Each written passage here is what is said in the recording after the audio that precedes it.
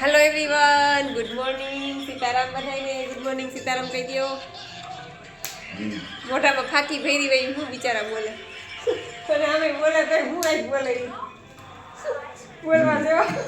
बोलवा जेवा बिचारा रिया નથી કારણ કે એનો ગોઠણ દુખે જ કાલનો ગોઠણમાં ખટાકો થઈ ગયો છે એટલે લંગડસી થઈ ગયા છે લંગડા લંગડા હાલે છે અને જાવું છે હમણાં જો મારા મમ્મીના ઘરે તૈયાર થઈ ગયા આજે છે મકર સંક્રાંતિ તો સૌથી પહેલાં તો બધાને હેપી ઉત્તરાયણ અને બધા પતંગ ઉડાડજો મોજ કરજો ના નથી પણ બધા ચકલાઓનું ધ્યાન રાખજો કા પક્ષીઓનું ધ્યાન ખાસ ધ્યાન રાખજો કારણ કે મને તો પતંગ ઉડાડવાનો કોઈ એવો શોખ નથી હું ખાલી એમને જાઉં ફોટા અને રીલ્સ ને એવું બધું પાડીએ બાકી પતંગ અમે કોઈ દિવસ ચગાવતા નથી નૈત્રીને પપ્પાને એવો શોખ કે નથી મને શોખ પણ આ તો બધા હું પરિવારના બધા ફેમિલીના ભેગા થાય અગાસીમાં અને બપોર સુધી બધા ધમાચકડી બોલાવે પતંગો ને વિડિયા ને ફોટા ને ખાસ તો એ હોય બાકી તો આ નૈત્રી બેનને જો પતંગો લેવડાવી છે થોડી ઘડી તો એ ઉડાડશે નૈત્રી હવે તો હું ઉડાડી શકે કા એને તો કઈ આવડે નહીં ઉડાડતા એટલે બસ જો કામ બધાય બાકી છે 11:30 વાગી ગયા છે અમે નાઈ ધોઈને બે કમ્પ્લીટ થઈ ગયા છીએ નૈત્રી બેનને તૈયાર કરવાના બાકી છે હજી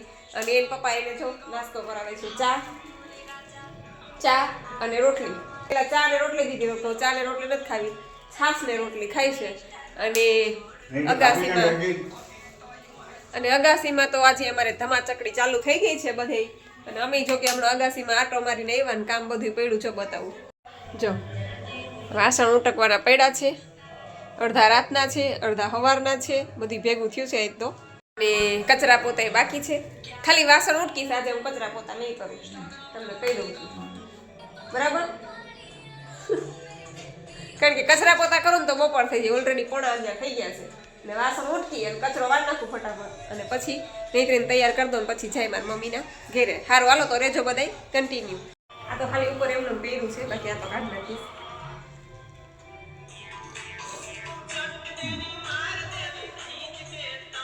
નૈત્રીનું ફૂલ નાખી લીધું જો અત્યારમાં એ ધ્યાન નથી ને હમણાં લઈ દીધું બધી જો આ ભેગું લીધું છે નૈત્રી બેને પપુડા ને પતંગુ ને પેલું શું કહેવાય મોઢે વાળા માસ્ક પહેરવાના ને બધું ભેગું લીધું છે નૈત્રી બેન હજી બગા ખાઈશ જો તૈયાર થઈ ગઈ સારું હાલો જઈ આવીએ મારા મમ્મીના ઘરે આવતા રહેશું પછી પતંગ ઉડાડીને બપોર થાય ત્યારે પાછા કા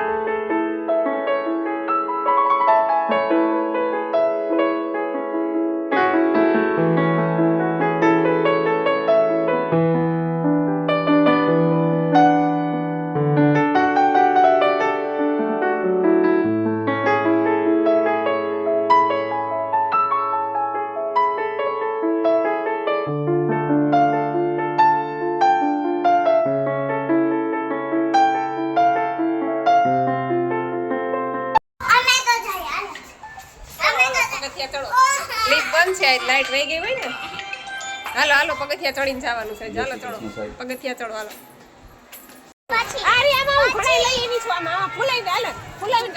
ફૂલાવીને દોરા બાંધે ઉડાડ્યા કરશે ઉપાધિ નહીં જાય તો આખી વાર કાકરી નાખી કોથરી લઈ આવી ફૂલાવાની ભેગું છે જો આખો પંપ જો પૂગી ગયા મારા મમ્મીના ઘરે અને અહીંયા તો 5મા માળની અગાસી એટલે આખું છેતરું દેખાય જો કોઈ ટાકા ઉપર ચડ્યું છે ને હજી સામેની અગાસીમાં છે બધા આવીને આવી છે તો એ તારે હાઈ સુધી ધબી લાઈટ વહી ગઈ છે એટલે ટેપ બંધ અમારે ત્યાં ટેપ ચાલુ છે આ બસ તો એમ ફૂલાવીને દોરા બાંધે એટલે ઉડાડે એ એમને હાથેથી ન ફૂલાવે આ તો ફૂલાવાનું આખું લઈ લે પાંચ લઈ લે જો બાજ આવ્યું જો આવી બાજ હા હાલે દોરો બાંધે એમાં દોરો છે ફૂલાવી ઈ પંપ રીવે પાછા હેડો રાઈટ સંવા દે બી પણ હવે ફડી ખામી રમેશ છોકરા ફૂલાવી લો આલે દોરો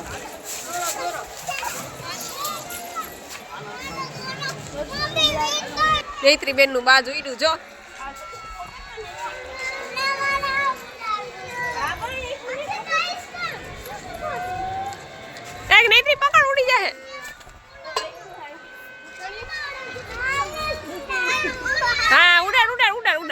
તું ઉડાડો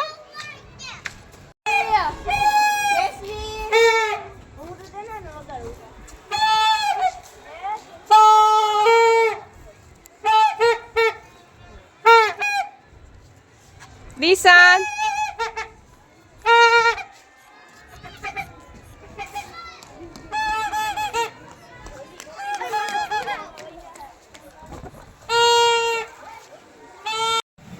જો બાની ઘરે ગયા હતા પછી ત્યાંથી હવે રેણુ માસીને ઘરે અમારે તો મામાનું માસીનું ઘર કેટલે તો કે દીવો પડે એટલે બેન નામ લે એટલે સીધા હાલતા એટલે જો અત્યારે અહીંયા આવ્યા છીએ અને રેણુ ગરમા ગરમ રોટલી ઉતારે છે અને ઓલા બાપ દીકરી બે જમવા બેસી ગયા છે સાહેબ સ્પેશિયલ સેટીમાં હોતા છે આરામ ફરમાવે છે એને જમવાનું પતી ગયું છે અને આ બે બાપ દીકરી જો તડકે બેઠા બેઠા ભોજનનો લાભ લે છે આ છે ખીચડો હે ને ઠંડો ખીચડો કાલ રાત્રે એને કર્યો તો રેણુ એને અડદિયા છે રોટલી ચોરીનું શાક છાશ ભાખરી છે અને આ છે રસગુલ્લા ખાવ ખાઈ લે નહીં બાપ દીકરી બે ખાવા બે ગયા તડકે આ પપૈયું છે પછી આ એને છે ને આમ તો આ રેણુ માસીની નાની વાડી છે અને રેણુ માસીની મોટી વાડી છે ખારચિયા કા જો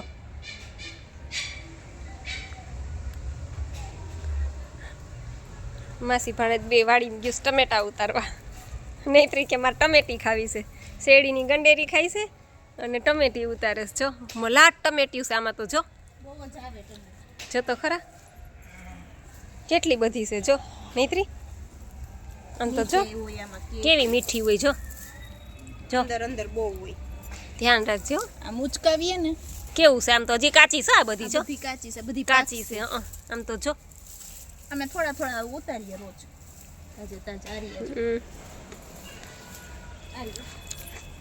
રેવા દે હવે એ કઈ એટલી બધી ખાહે નહીં આ ચીકુડી નહીતરી આ ચીકુ જો હજી કાચા છે હો પણ કાચા છે હજી આ જો ખેરી નાખે પાકવા પાકે ને ભેગા પંખીડા પાડી નાખે દીકા આવે હાલો આપણે ઘરે જઈ જો ટી વાગ્યા ઘરે પહોંચ્યા અને હજી લાઇટ તો આવી નથી આ તો સાંજ સુધી લાઇટ આવશે જ નહીં જોકે પણ તોય જનરેટર ચાલુ છે એનું ઉપર અગાસીમાં બધી ધબા ધબી ચાલુ છે અને હવે ઘડીક વાર આરામ કરી લઈએ અમે અને મારે તો હજી નિર્જળા છે તો સાંજના 7:30 વાગી ગયા અને આ બે બાપ દીકરી આવી ગયા ગાર્ડનમાંથી અને નૈત્રીન પપ્પાની પરમ દિવસે જ પગ ઢચકાઈ ગયો હતો એ હજી મઈટો નહોતો ત્યાં ગાર્ડનમાં જ પાછા ગયા હતા નૈત્રીના ફુગાવા હે પોતે લેવા ઊભા થયા અને ઠેકડા જેવું માર્યું તે પાછો પગ દુખી ગયો એટલો બધો દુખ્યો ને કે રોવાઈ ગયું ન્યાય કે પછી પેલા બે ભાઈ હતા ને એને હાથ પકડીને ઊંડા સુધી લઈ ગયા એને ઊંડાની કીક મારી દીધી અને પછી બે બાપ દીકરી ઘરે આવ્યા એટલે અત્યારે તો જોઈ સૂઈ ગયા છે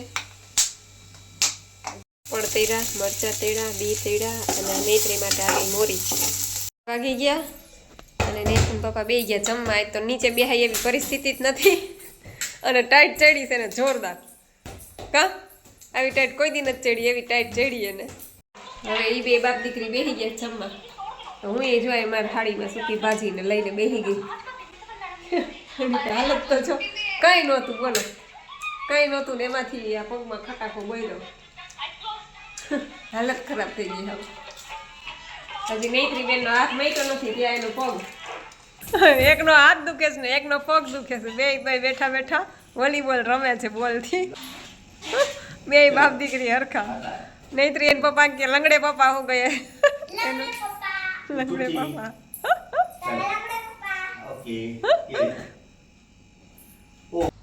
હાલો એવરીવન ચાલો બધી કોમેન્ટના રિપ્લાય પણ આપી દઉં વૈશાલીબેન પટેલ કહે છે કે મારે 66 છે અને 55 કરવું છે તો રાત્રે એક ટાઈમ રાંધેલું જમું છું તો ચાલે હા ચાલે કારણ કે તમારે તો એટલું બધું કાંઈ વજન છે નહીં એટલે તમે રાત્રે રાંધેલું ખાવ તો ચાલે બાકી જેને ઓવરવેટ છે એ લોકોએ તો રાત્રે રાંધેલું છોડવું પડે કાલે જ લાઈવ કર્યું હતું ને મેં તો લાઈવમાં એ બેનનું નામ તો હું ભૂલી ગઈ છું એ બેન આવ્યા હતા લાઈવમાં અને એણે 30 કિલો વજન ઉતાર્યું એ બેને ખાલી જ્યુસ ઉપર રહીને અને ટૂંકમાં 116 કિલો વજન હતું એ બેનનું અને અત્યારે કંઈક 86ની આસપાસ થયું છે વજન.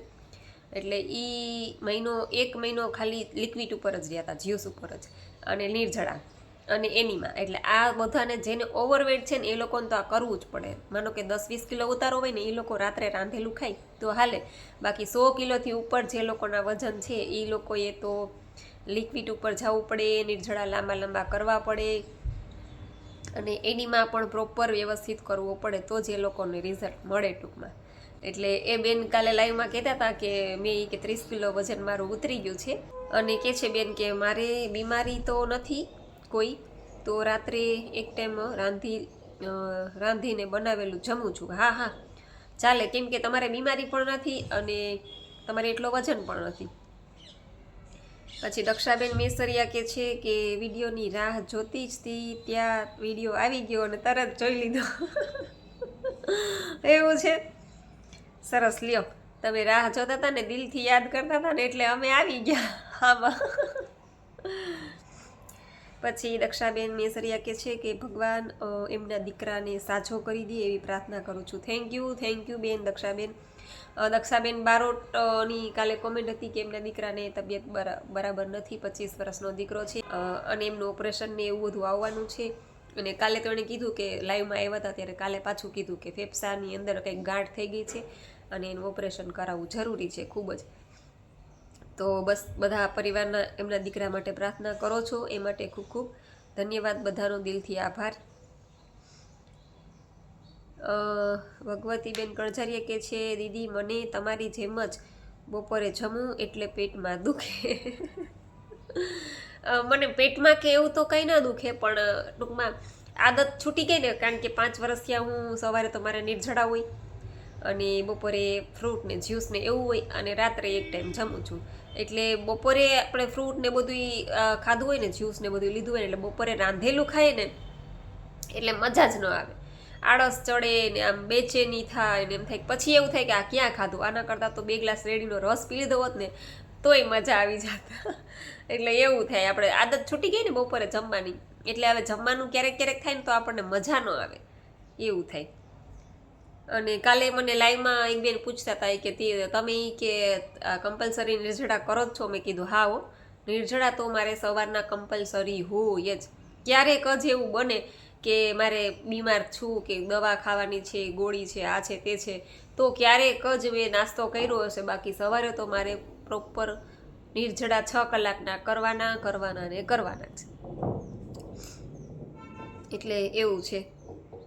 પછી નીતાબેન ગોપાણી કે છે જય શ્રી કૃષ્ણ દીદી, અને પેલા દીકરાને જલ્દી સાજો થઈ જાય તેવી માતાજીને હું પ્રાર્થના કરું છું. થેન્ક યુ નીતાબેન, તમારો પણ ખૂબ ખૂબ આભાર.